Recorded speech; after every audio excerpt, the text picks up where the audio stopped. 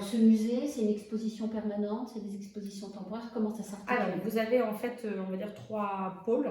Vous avez la visite des ateliers, donc vous avez 600 mètres carrés où vous rentrez dans les ateliers et la particularité, c'est que vous rentrez sans guide. Donc vous êtes vraiment au contact en fait des salariés chez nous, une expérience totalement immersive.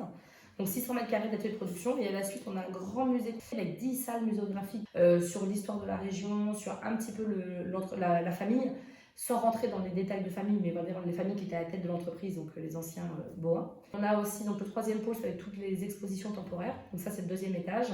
On est sur 300 mètres carrés, sur 400 mètres carrés en fait, d'expos temporaires. Et toute l'année, souvent, en fait, une saison classique, c'est 2 à 3 expositions pour essayer de varier un petit peu les thématiques. Comment est-ce que vous choisissez les artistes? On essaye d'avoir un fil rouge toujours avec l'entreprise, d'une façon ou d'une autre. Donc on essaie d'avoir de l'art textile et puis on essaie d'avoir une programmation dans l'année assez éclectique. On a fait par exemple une exposition aussi avec le Centre national du cinéma sur les écrans d'épingle qui sont une technique de cinéma d'animation.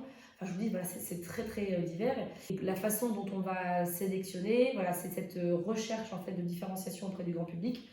Mais aussi, il faut que ça nous plaise. Moi, j'ai envie je peux parler quelque chose qui me touche, qui m'intéresse. Là, Voilà. actuellement, vous avez une exposition avec Rebecca Campo. C'est vraiment un coup de cœur que j'avais en fait pour déjà cet univers qu'elle présentait. Dans mes goûts à moi, j'aime quand c'est très fourni. J'aime quand c'est visuel, quand c'est très fourni, quand on peut passer des heures et y revenir et pas voir la même chose. Rebecca Campo, j'ai beaucoup aimé son travail. Et en 2016, quand on a ouvert la salle d'expo temporaire, je voulais absolument qu'on ouvre cette salle d'expo temporaire avec une exposition qui nous appartienne à nous. Donc on a monté une exposition qui s'appelait Très Portrait. Et donc on a envoyé le portrait du fondateur de l'entreprise, Benjamin Boin, à plein d'artistes. Et on a eu 80 œuvres qui sont venues. Et notamment, Rebecca a participé à Très Portrait. C'est quelqu'un qui m'est resté entre guillemets dans le cœur.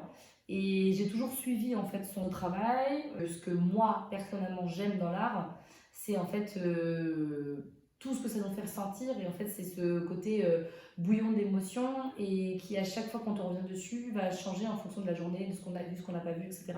Donc, c'est très personnel. Mais voilà, c'est pour ça que j'aime Rebecca Campo.